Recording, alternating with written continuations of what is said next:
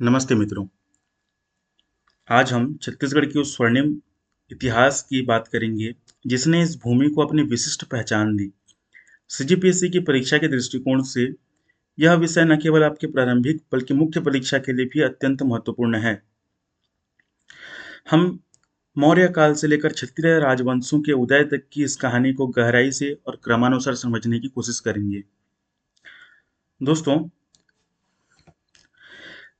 प्राचीन छत्तीसगढ़ का इतिहास केवल राजाओं और युद्धों की कहानी नहीं है, बल्कि यह इस बात का प्रमाण है कि कैसे साम्राज्यवादी प्रभाव इंपेरियल इन्फ्लुएंस ने क्षेत्रीय राजवंशों को आकार दिया। इसे समझने के लिए हमें मुख्य रूप से चार स्तंभों पर ध्यान देना चाहिए। मौर्य साम्राज्य 322 से 185 बीसीई तक। गुप्त वाकाटक गठबंधन 300 से 550 सीई तक। नल राजवंश 6 से 12 सेंचुरी सीई तक। और राज राजर्षि तुल्य कुल राजवंश 6 से 8 सेंचुरी तक। दोस्तों, यह कालखंड दक्षिण कौशल, जिसे आधुनिक में छत्तीसगढ़ कहते हैं, उसके मानचित्र पर शक्ति के केंद्रों के बदलने की एक जीवंत तस्वीर पेश करता है। अब समझते हैं मौर्य शासन। छत्तीसगढ़ के इतिहास की नींव मौर्य काल में रखी गई थी। छत्तीसगढ़ मौर्य साम्राज्य का एक अभिन्न अंग था और स्रोतों के अनुसार यह इतिहास इसके संस्थापक चंद्रगुप्त मौर्य के समय से शुरू होता है। सम्राट अशोक और कलिंग युद्ध का प्रभाव जानते हैं। इतिहास की सबसे महत्वपूर्ण मोड़ था भाई, जब सम्राट अशोक ने कलिंग पर विजय प्राप्त की। इस विजय ने पूरे आसपास के क्षेत्र को, जिसमें छत्तीसगढ़ भी शामिल था, मौर्य साम्राज्य में समाहित कर लिया। इतिहासकार राय बहादुर हीरालाल बताते हैं, कलिंग को महानदी और गोदावरी नदियों के बीच की भूमि के रूप में परिभाषित करते हैं, जिसमें छत्तीसगढ़ के हिस्से भी शामिल हैं। डॉक्टर श्याम कुमार पांडेय भी इस बात की पुष्टि करते हैं कि कलिंग युद्ध के बाद अशोक ने इस पूरे क्षेत्र को अपने प्रभुत्व में एकीकृत कर लिया था। दोस्तों, सीजीपीएससी में अक्सर इन स्थलों के बारे में पूछा जाता है जो मौर्यकालीन साक्ष्य हैं। स्रोतों के अनुसार मौर्य उपस्थिति के पुख्ता प्रमाण हमें छत्तीसगढ़ के विभिन्न कोनों से मिलते हैं।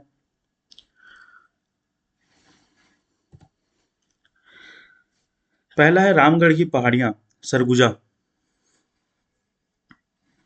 यहाँ भारत का सबसे पुराना ज्ञात नाट्यशाला सीताबेंगरा स्थित है। साथ ही जोगीमारा गुफाएं अपनी विशिष्टता के लिए जानी जाती हैं, जिनमें पाली शिलालेख उत्कीर्ण हैं। ये शिलालेख सुतनुका और देवदत्त की प्रेम कहानी का विवरण देते हैं। फिर आते हैं हम तुरतुरिया, रायपुर। यह स्थल बौद्ध धर्म के प्रभाव को दर्शाता है। यहाँ भिक्षुणियों के लिए एक बौद्ध विहार था, जहाँ बुद्ध की विशाल प्रतिमाएं मिली हैं। दिलचस्प बात यह है कि यहाँ आज भी महिला पुजारी पूजा अनुष्ठान करती हैं। दोस्तों, अशोक की लाट, अशोकाज लाट यानी स्तंभ या चिन्ह, रामगढ़ पहाड़ियों के पास खोजा गया यह स्तंभ सीधे तौर पर शाही उपस्थिति का प्रतीक है। और व्यापार के प्रमाण भी मिलते हैं, जिसे पंचमार्क कॉइन्स यानी आहत सिक्के कहते हैं। एक फूलती फूलती अर्थव्यवस्था का प्रमाण हमें यहाँ से मिलने वाले सिक्कों से मिलता है। इन सिक्कों पर मौर्यों का प्रमुख प्रतीक मयूर अंकित है। देखते हैं कहाँ से क्या मिला हमको।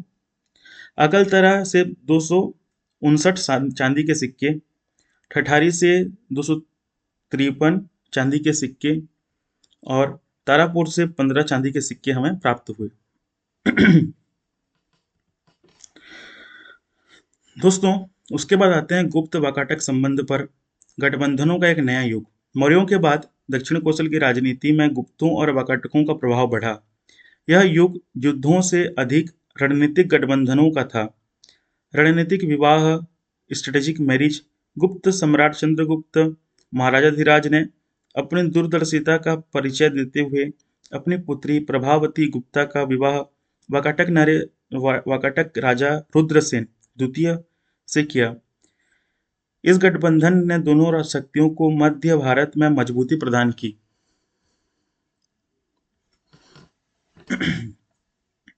समुद्रगुप्त का दक्षिण अभियान।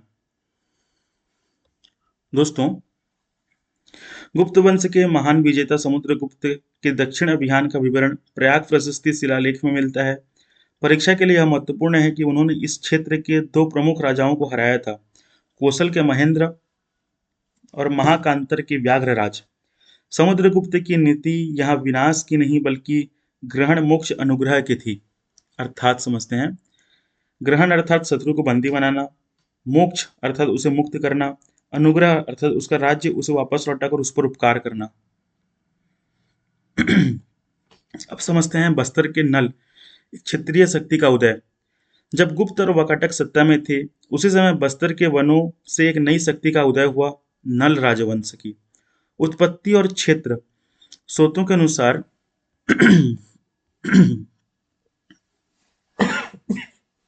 सॉरी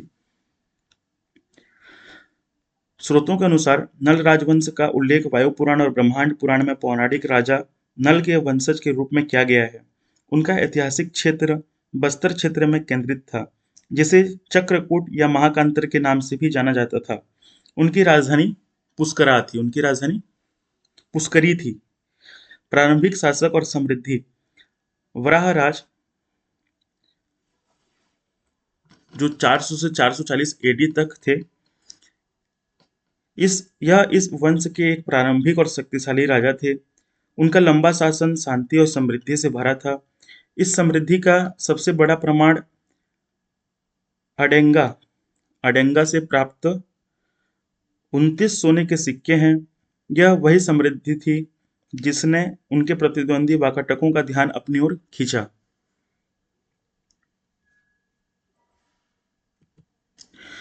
दोस्तों, नल वंश के इतिहास में भवदत्त वर्मन का नाम स्वर्ण अक्षरों में लिखा जाता है।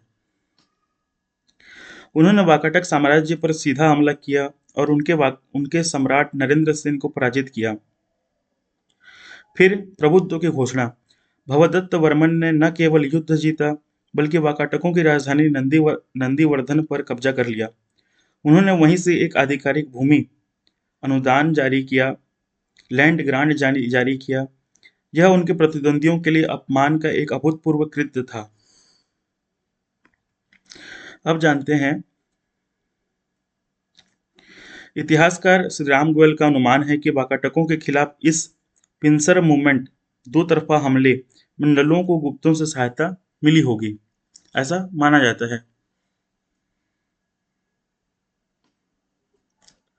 दोस्तों, अब समझते हैं राजा भवदत्त वर्मन का व्यक्तित्व, उपाधियां। उन्होंने महाराज और भट्टारक की उपाधि धारण की। इस क्षेत्र में इस संप्रभु उपाधि का उपयोग करने वाले वे पहले थे। फिर समझते हैं कि साम्राज्य विस्तार। उनका शासन पश्चिम में बरार से लेकर पूर्व में कोरापुट उड़ीसा तक फैला था। फिर समझते हैं धर्म के विषय में। वे भगवान शंकर शैव के अनन्य भक्त थे। उनकी रानी का नाम अचली भट्टारिका था। अर्थव्यवस्था के बारे में समझें तो उन्होंने अपनी शक्ति के प्रतीक के रूप में अपने सोने के सिक्के जारी किए।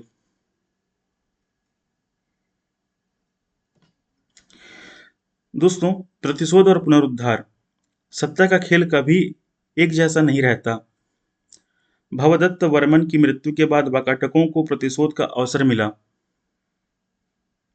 वाकाटक प्रतिशोध के बारे में समझते हैं कि वाकाटक राजा पृथ्वीसेन द्वितीय ने भवदत्त वर्मन के उत्तराधिकारी अर्थपति भट्टारक पर बड़े पैमाने पर आक्रमण किया।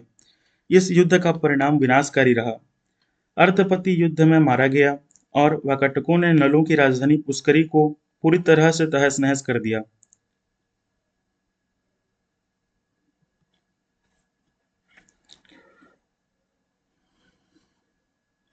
अब समझते हैं स्कंद वर्मन का पुनरुद्धार। जैसे राख से फिनिक्स पक्षी जीवित होता है, वैसे ही अर्थपति के भाई स्कंद वर्मन ने एक नष्ट हो चुके साम्राज्य की कमान संभाली। पुनर्जन्म। उनका पहला कार्य पुष्करी शहर का पुनर्निर्माण और उसे फिर से बसाना, जिससे राजवंश की नींव फिर से मजबूत हो सके। पुनर्दावा रिक्लेमेशन अर्थात इसके बाद उन्होंने आक्रमण रुख अपनाया, एक कमजोर वाकाटक शासक पर हमला किया और विदर्भ में अपने खोए हुए क्षेत्र को वापस पा लिया। दोस्तों, सोढ़ागढ़ शिलालेख के बारे में समझते हैं।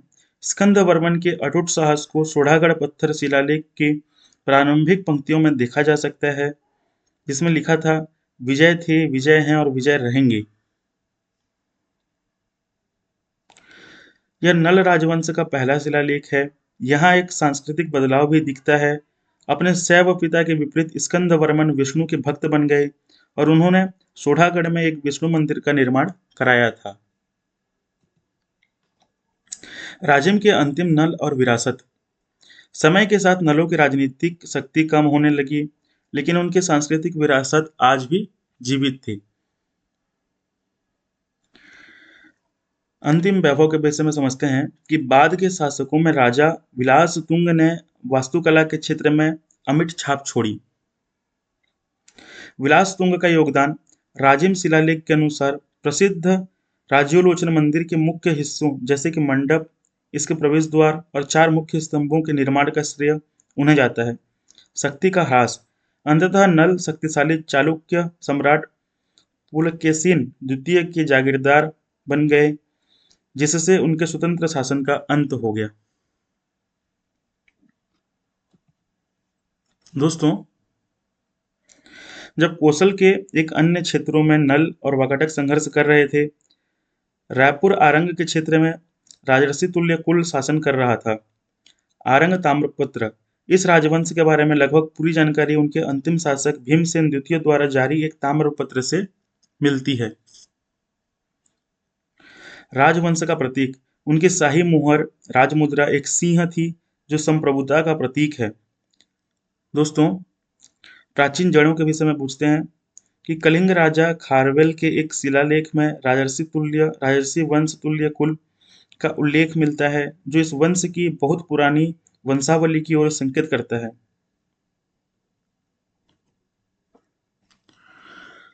वंशावली और राजनीतिक स्थिति के विषय में समझते हैं। आरंग ताम्रपत्र के अनुसार उनकी वंशावली इस प्रकार है। सूर जो संस्थापक थे, फिर दयित प्रथम, विभीषण, भीमसेन प्रथम, दयित वर्मन द्वितीय, भीमसेन द्वितीय। मुख्य घटना। भीमसेन द्वितीय ने 2 ब्राह्मणों को भट्टपालिका गांव दान में दिया था। गुप्तों के अधीन वे गुप्त कैलेंडर अर्थात गुप्त संवत का उपयोग करते थे, जो स्पष्ट रूप से दर्शाता है कि वे गुप्त साम्राज्य के जागीरदार थे। वाकाटक राजा हरिसेन के अजंता शिलालेख में उसे कौशल का स्वामी कहा गया है, जिससे संकेत मिलता है कि उसने इस राजवंश को जीत लिया।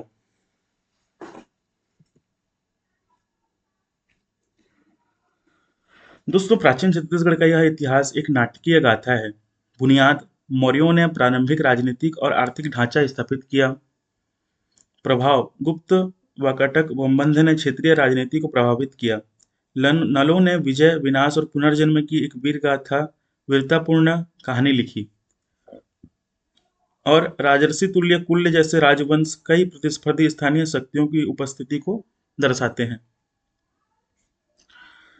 इतिहास की किताबों में नलों के अंत को लेकर एक रहस्य बना हुआ है। नलों के स्थान पर बस्तर में छिंदक नाग राजवंश का उदय होता है, लेकिन किसी नल नाग युद्ध का कोई प्रमाण नहीं मिलता है। एक अंतिम प्रश्न यह भी है कि क्या छिंदक नागों ने नलों को जीता था या एक राजवंश बस दूसरे में विकसित हो गया? यह आज भी प्राचीन छत्तीसगढ़ की सबसे बड़ी ऐतिहासिक पहेलियों में से एक है। दोस्तों, आई होप आपको यह लेक्चर और हमारे इतिहास के बारे में यह ज्ञान पसंद आया होगा। बहुत बहुत धन्यवाद। जय हिंद, जय छत्तीसगढ़।